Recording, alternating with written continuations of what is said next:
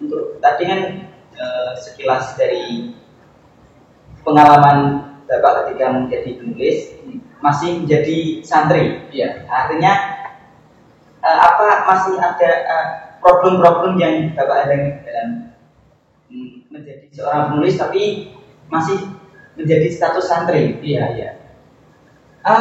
Begini Mas.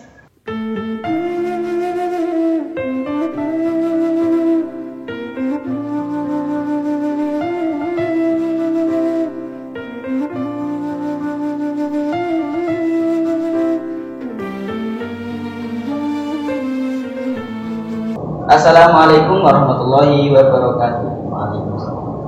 Jumpa lagi bersama kami di podcast Ma'al Hasan. Bersama saya Muhammad Ilmi yang akan menemani 30 menit ke depan waktu panjenengan semua bersama beliau Bapak Ustadz Robah Mujidin Ahmada yang di kalangan kami beliau dikenal sebagai seorang penulis. Mungkin bisa diceritakan Pak awal mula karir panjenengan menulis. Baik, bismillahirrahmanirrahim. Assalamualaikum warahmatullahi wabarakatuh. Alhamdulillah, salatu wassalamu ala rasulillah, la haula wa la quwwata illa billah. Terima kasih Mas Ilmi. Awalan saya ingin mengucapkan terima kasih terlebih dahulu atas perkenan saya bisa terlibat di podcast ini. Yang pertama, yang kedua saya ingin mengucapkan selamat atas inisiasi dari teman-teman yang bisa membuat satu kegiatan yang kreatif berupa podcast ini, dan sejauh amatan saya respon dari banyak kalangan sangat bagus ya, responnya sangat positif atas kegiatan podcast ini. Baik, perihal menulis Mas ya memang tumbuh kembangnya menulis itu sejak Alia sudah punya minat awalnya dia menulis, dan kemudian saya jalani betul ketika menempuh pendidikan strata 1 ketika S1. Mulai dari menulis, kirim di media online, lalu merambah ke perlombaan dan seterusnya. Atau setidaknya di beberapa tahun terakhir, dan mungkin bisa menjadi nikmat dan juga motivasi kepada teman-teman sekalian. 5 atau 6 tahun terakhir lah yang mungkin bisa menjadi satu capaian yang kemudian bisa menginspirasi. Tahun 2016 alhamdulillah pernah mengikuti lomba karya tulis ilmiah tingkat provinsi dan jadi finalis juga. 2017 pertama kali ikut MTQ di cabang musabaqah makalah Al-Quran, juga alhamdulillah dapat nomor juga. Di tahun 2017 itu saya juga ingat ada satu forum di Depok. Waktu itu forumnya bernama Santri Writer Summit. Jadi pertemuan santri-santri penulis kita itu se-Indonesia yang digelar menjelang Hari Santri Nasional. Saya ingat betul Mas, ada semacam capaian-capaian dan itu menjadi satu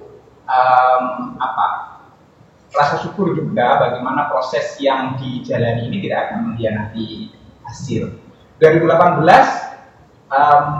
naskah diterima dan alhamdulillah bisa dipresentasikan di waktu itu di pesantren Krafyak. Ada satu forum yang namanya Muktamar Pemikiran Santri Nusantara. Itu tahun 2018. Tahun 2019 alhamdulillah itu juga di MTQ cabang makalah dan dapat nomor juga. Alhamdulillah jadi finalis. 2020 alhamdulillah MTQ tingkat nasional di Padang juga dapat nomor juga, dan itu semuanya dalam proses nyantri. Masih dalam santri aktif di pesantren dari Taufik Al-Saniyah. 2021 lahirlah satu karya yang juga apa namanya, saya pikir familiar. Saya waktu itu atas dukungan dari beberapa banyak pihak, alhamdulillah berhasil menerbitkan satu karya perdana yang saya kasih judul bukunya, sebuah buku yang saya kasih judul Jendis. Dan 2022 kemarin itu menjadi satu apa ya, yang sangat saya syukuri, naskah yang kami tulis alhamdulillah lolos dalam konferensi internasional yang digelar di Bali. Acaranya bernama Annual International Conference on Islamic Studies, digelar 4 hari di Bali. Jadi penulis-penulis lintas kampus bertemu di sana untuk mendiskusikan satu gagasan-gagasan pemikiran terkait dengan studi Islam. Itu ada mungkin sedikit cerita yang tiada lain barangkali menginspirasi sebagaimana apa yang ditanyakan Mas Rudi terkait dengan beberapa hal terkait dengan dunia penulisan.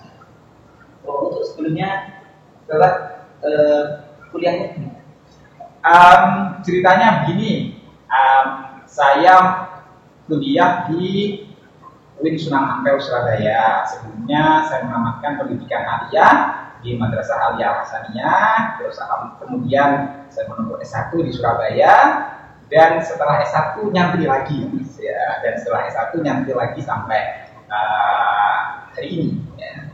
Jadi ada proses pendidikan yang mungkin agak berbeda dengan yang lain. Setelah aliyah, S1, dan setelah S1 nyantri lagi dan tetap muhadharah lagi dan tetap muhadharah lagi. Berarti Bapak pengalaman dalam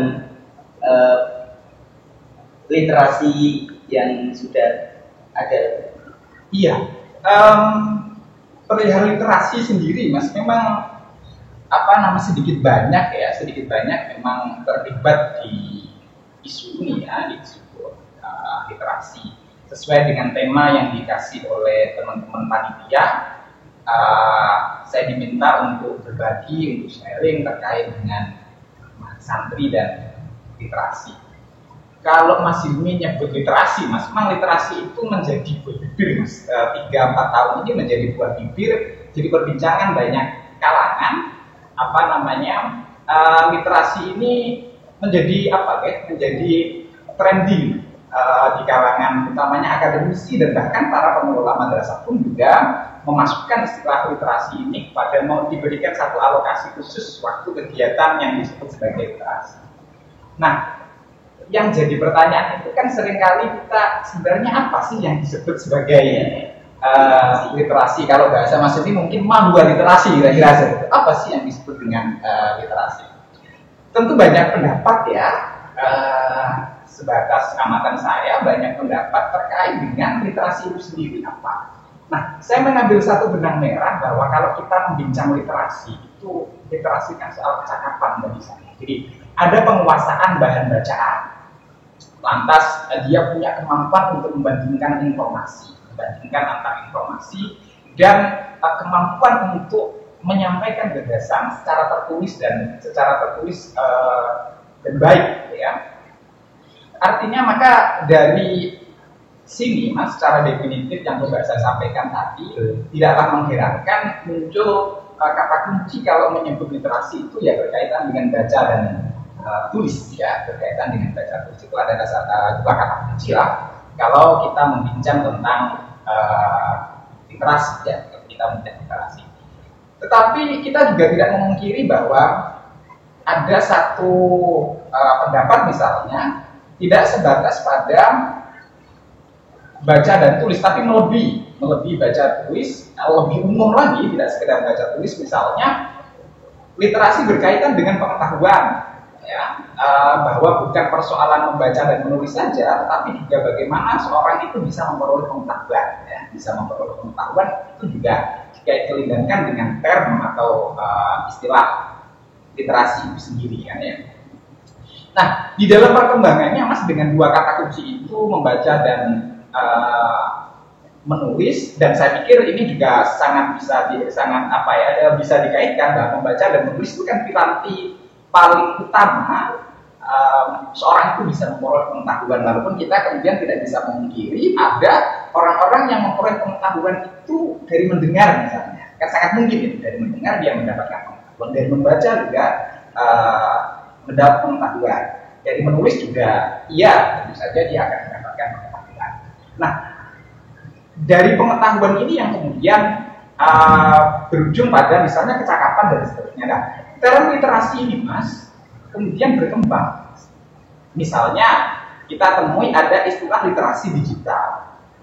Lalu ada literasi sains, ada literasi informasi, ada literasi finansial misalnya, dan beberapa hal lain yang dipadupadankan dengan istilah literasi. Maka istilah kecakapan atau literasi dikaitkan dengan kecakapan itu saya pikir lebih match ya. Artinya misalnya dalam konteks literasi digital, hari ini kita kan berada pada apa istilahnya ya, dunia digital ya, ekosistem digital dan seterusnya. Ada pilar misalnya terkait dengan literasi digital itu ada yang disebut ada 4 hal, ada 4 pilar. Ada digital skill misalnya, kemampuan seorang menggunakan peralatan digital. Ada lagi digital safety, keamanan di bidang digital.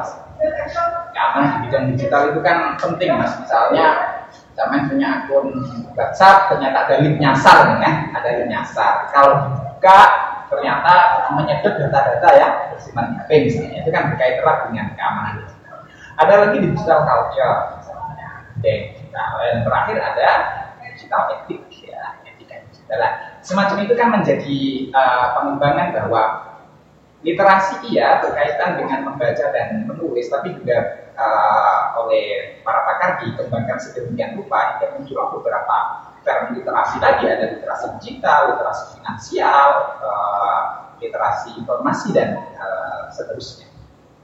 Ini kan sesuai pengalaman yang Bapak ceritakan tadi, apakah mungkin bisa Mahasiswa Santri dengan topik yang kita bawa, Mahasiswa Santri dan literasi, apakah Mahasiswa Santri ini bisa menjadi seorang yang ahli menulis atau ahli dalam literasi? Oh, sangat mungkin, sangat mungkin, dan potensi itu sangat besar berada di pesantren. Kalau dari apa yang saya sampaikan tadi ya, kalau mungkin kita bisa ambil kata kunci berupa pengetahuan tadi ya, pengetahuan yang bisa dicapai setidaknya melalui membaca dan menulis, santri punya modal yang sangat besar. Apalagi mahasiswa santri ya, istilah mahasiswa santri itu kan sudah di atasnya santri. Kira-kira kan guyonannya seperti itu. Ada siswa, ada mahasiswa, ada santri, ada mahasiswa santri. Apalagi mahasiswa santri ini kan diidentikan dengan Mahakali sebagai perguruan tingginya pesantren, perlembagaan sistem tradisi akademik tingkat tinggi dalam bahasanya. Maka mahasiswa santri sangat mungkin sebutlah dengan istilah menjadi seorang yang literat ya, artinya punya kapasitas di bidang literasi yang sangat bagus. Utamanya kalau coba dalam diskusi kita kali ini literasi kita coba batasi di membaca dan menulis ya, santri sangat mungkin ya, karena aktivitas harian santri kan berkutat dengan keilmuan. Nah, berkutat dengan keilmuan, berkutat dengan dunia ilmu pengetahuan. Bayangkan saja dari bangun tidur sampai tidur lagi kan berkait erat dengan ilmu pengetahuan. Mulai dari lagi pesantren ada sistem bantuan ngaji dengan kiai, lalu ada sistem slogan, ya kan? Belum lagi ilmu-ilmu halia, aktivitas harian yang syarat dengan ilmu ya, yang luar biasa. Ngaji tentu harus membaca, tidak mungkin kan, apalagi ketika kita sorogan misalnya ya, ketika sorogan tidak mungkin ya kan, lucu kalau mau sorogan dan membaca dulu kan lucu.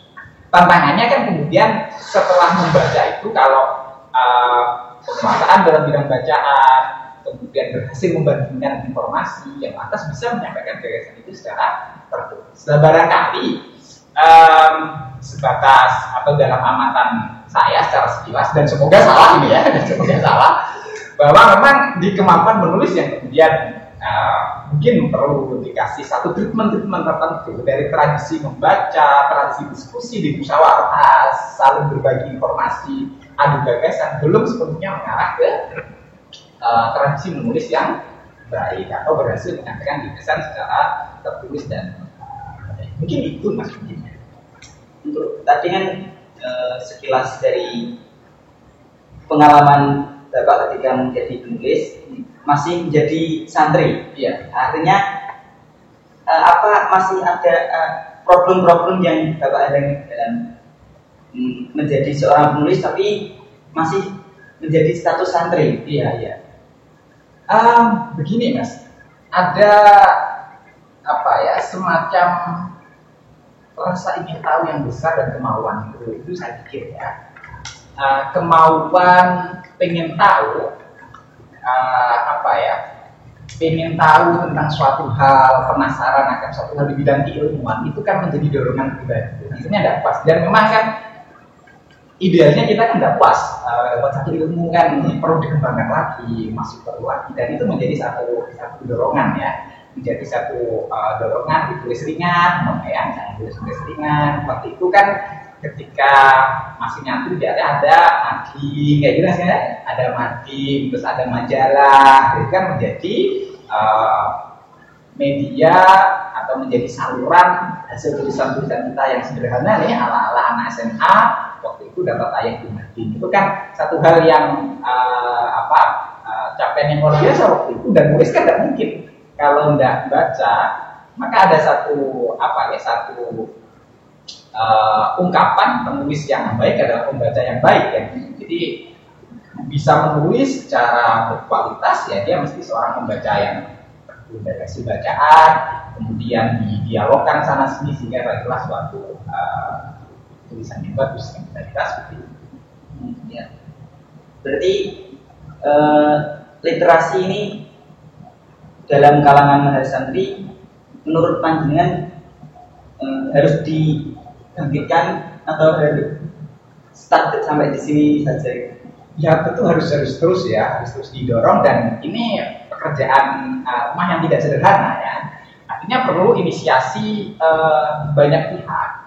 Kalau kita membincang literasi dalam konteks pesantren luas ya, atau mungkin kita kerucutkan lagi dalam konteks Mahat Ali misalnya, ya perlu inisiasi atau kerjasama banyak pihak. Ya. Bagaimana kemudian dari tradisi membaca, dari tradisi diskusi yang berlangsung, apalagi kalau kita menyebut Mahat Ali tentu punya tradisi Basul Masail yang sangat luar biasa, dan Basul Masail kan menjadi panggung akademiknya teman-teman santri untuk menyampaikan suatu gagasan, hasil bacaan dan seterusnya. Mungkin tinggal dipraktikkan bagaimana kemudian hasil bacaan dan hasil diskusi itu benar-benar bisa terdokumentasikan secara baik melalui tulisan. Nah, kalau tulisan itu kan relatif abadi, Mas, dan bisa dinikmati oleh banyak orang. Artinya durasinya, umurnya itu lebih panjang. Kalau kita diskusi hari ini misalnya, saya ngobrol banyak dengan Mas Yumi terkait dengan literasi dan seterusnya. Kalau udah dicatat, ya selesai. Ya untung ada rekaman ini, ya, ada rekaman sehingga kita bisa menikmati rekaman itu. Andai kan tidak ada rekaman, Mas, andai kan tidak direkam misalnya, kita ngobrol 2-3 jam tentang literasi atau ngobrol tentang apapun, ya relatif selesai, dan mungkin yang akan kita ingat sekian persen dari 100% pembicaraan. Tapi kalau kemudian ada yang dilalah, ada inisiatif seorang yang menuliskannya, ya maka apa yang kita bicarakan itu menjadi bisa diwariskan kepada generasi-generasi selanjutnya. Dan jangan salah, Mas, bahwa kita hari ini, utamanya sebagai mahasantri, tiada lain keilmuan kita hidup ini kan karena tulisan para ulama-ulama kita. Bagaimana sosok Imam Ghazali dengan karya beliau yang setiap hari subuh kita kaji, dan ya beliau hidup di abad 5 ya kalau tidak salah, 5 Hijriah. Dan hingga hari ini bisa kita nikmati, atau ngaji pasan hari ini dengan kita mudah, dengan dokumentasi berupa tulisan itu tentunya relatif panjang dan bisa kita nikmati hari ini. Maka kalau kembali pada pertanyaan, apakah harus ada ganda? Harus ada pengembangan lanjutan, sentuhan-sentuhan ya, mungkin ya sentuhan-sentuhan. Bagaimana dari tradisi membaca, tradisi diskusi, ya, mendengarkan keterangan para masyayikh, itu kemudian bisa mengarah kepada gaya atau proses penulisan yang ketika tulisan itu kemudian dikemas secara rapi, bisa disebarkan ke yang lain. Makalah ketika kita ngaji di sini saja, ada rekaman dan seterusnya, maka yang bisa menikmati kan disebut yang ngaji saja. Tapi kalau Anda adalah yang menginisiasi satu tulisan hasil ngaji disebarkan yang lain, apalagi hari ini sebagaimana yang kita singgung di awal tadi, era masalah digital atau medsos lah sebutlah, ya maka akan bisa tersebar ke halayak. Jadi tingkat kebermanfaatannya lebih luas. Kira-kira seperti itu. Oke, berarti literasi ini perlu sesuai yang Bapak sampaikan tadi, bahwa literasi perlu lebih ditingkatkan lagi dengan santri untuk mewariskan budaya-budaya yang telah atau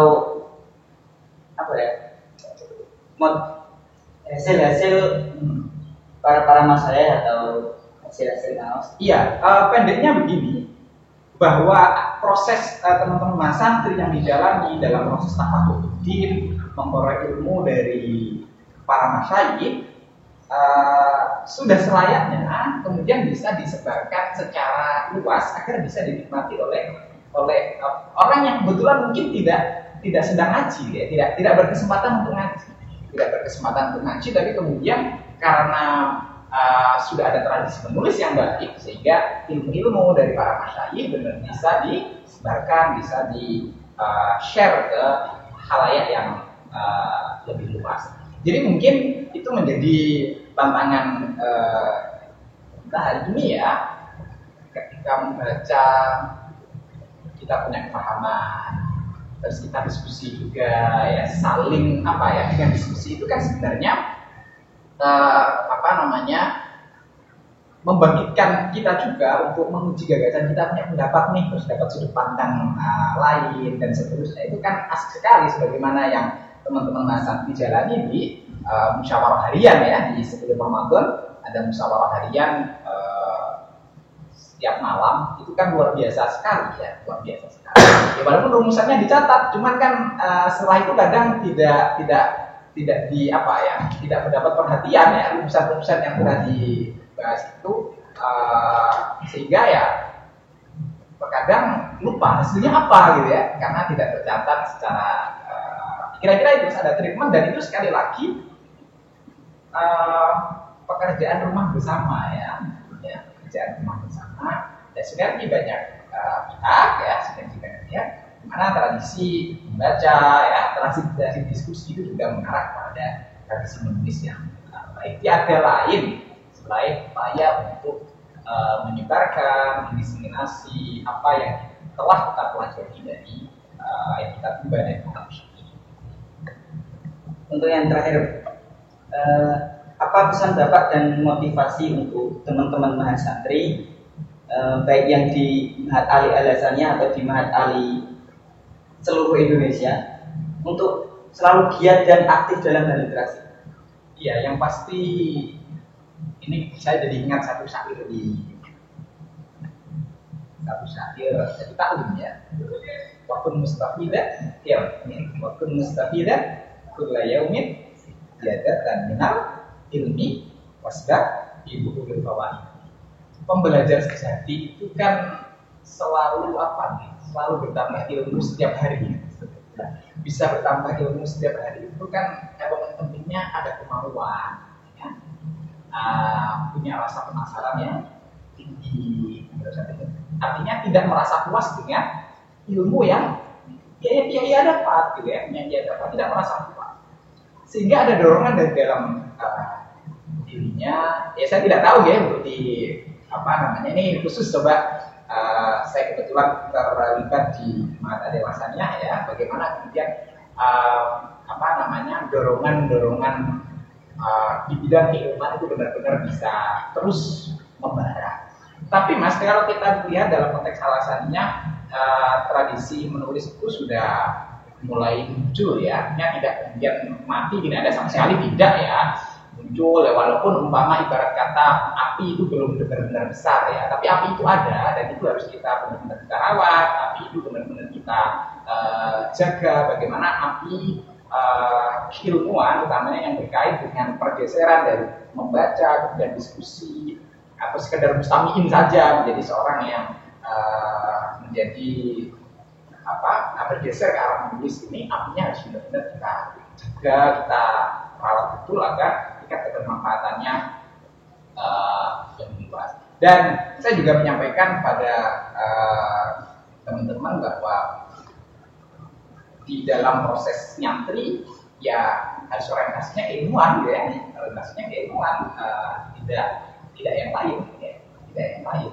Orientasinya keilmuan dan spirit keilmuan itu yang harus benar-benar diinternalisasi di dalam diri masing-masing untuk benar-benar memantaskan diri sebagai seorang mahasiswa. Dan saya yakin, tentu saja saya yakin apa yang berlangsung di Mahatali alasannya potensi besar untuk dikembangkan dan akan menemukan momentumnya benar-benar bersinar, utamanya dengan literasi yang telah kita obrolkan sejak tadi soal bagaimana penguasaan nafsu bacaan, membandingkan informasi dan juga punya kemampuan menyampaikan gagasan itu, gagasan tertulis secara baik. Saya pikir teman-teman mahasantri punya kemampuan, punya potensi itu, ya sekali lagi tinggal treatment dan bagaimana kita kemudian mencipta ekosistem yang baik bagi pengembangan tradisi akademik di Mahatali. Oke teman-teman, cukup sekian podcast Mbak Adesani malam ini. Terima kasih pada Bapak Robert ada yang telah menemani kita 30 menit dari tadi. Jumpa lagi pada podcast yang akan datang. Kami mewakili panitia mohon maaf sebesar-besarnya. Wassalamualaikum warahmatullahi wabarakatuh. Waalaikumsalam warahmatullahi wabarakatuh.